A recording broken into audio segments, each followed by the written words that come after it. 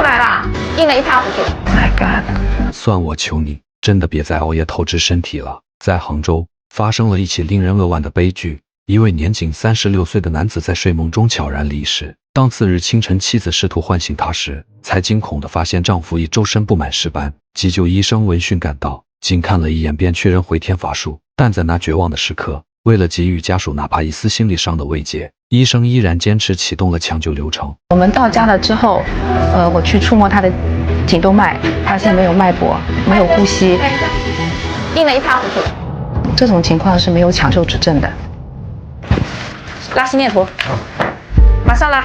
做心肺复苏的间隙，医生询问其事情的缘由，这才得知这位正值壮年的逝者身体向来硬朗，年度体检从未示警。他不抽烟不喝酒，生活看似自律，却唯独有一个致命的习惯，沉溺于深夜刷短视频与打游戏。令人唏嘘的是，就在事发前晚，他在饭后还陪伴儿子玩耍了片刻，随后便罕见的早早入睡。谁能想到，昨夜10点那个沉睡的背影，到了清晨7点，竟已化作一具冰冷的尸体。8岁的孩子懵懂地伫立在床边，在他的认知世界里，尚未触及死亡这般沉重而残酷的字眼。孩子天真的以为爸爸不过是生病倒下了，而身旁的妻子此刻已处于精神崩溃的边缘。他颤抖着手拨通了母亲的电话。妈妈，你赶快过来，妈妈，带走，你把带走。面对惊慌无助的妻子和眼神迷茫的幼童，医生压低了声音，用尽温柔与平静，指引他下一步该如何料理后事。我给你开死亡调查表，开完死亡调查表，你直接到社区那边开死亡证明，让火葬场来拉。这种情况医院都不用送了。此时，房间内陷入死一般的寂静。医生深知，在如此冰冷僵硬的现实面前，任何言语的安慰都显得苍白无力。他们能做的，只有默默退场，留给家属一个宣泄悲痛的空间。象征性的急救措施终止了。你不要进那个房间了，你就在客厅里玩，好不好？知道。嗯。现在我进大房间走过去。对，你不要进爸爸那个房间了。就在医生整理设备准备离开时，孩子的外婆匆匆赶到。为了避免给年幼的孩子留下难以磨灭的心理阴影，医生没有选择当场向老人捅破真相，而是暗示老人先把孩子送去学校，直到那一老一小的身影消失在门外。妻子极力维持的平静面具瞬间破碎，无尽的哀伤如决堤般倾泻而出。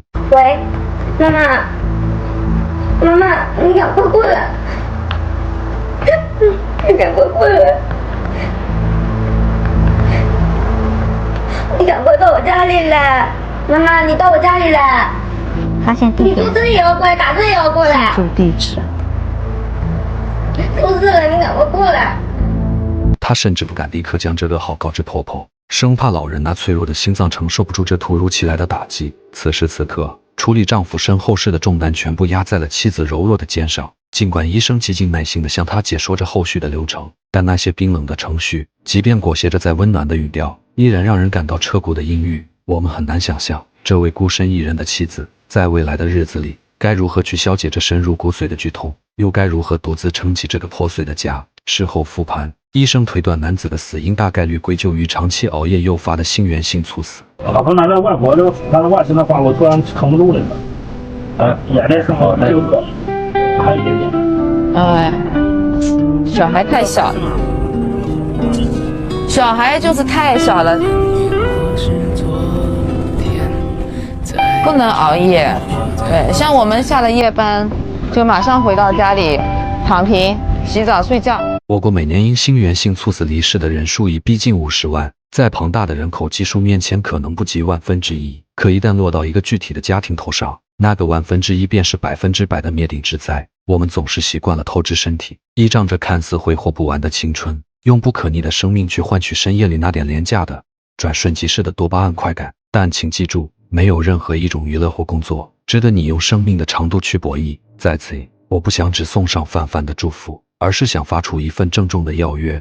愿屏幕前的你能从今天起学会与自己的身体和解，在这个步履匆忙的时代里，不仅要活得精彩，更要活得长久。愿平安与健康不再是口头的寒暄，而是你生命中最坚固、最长情的底色。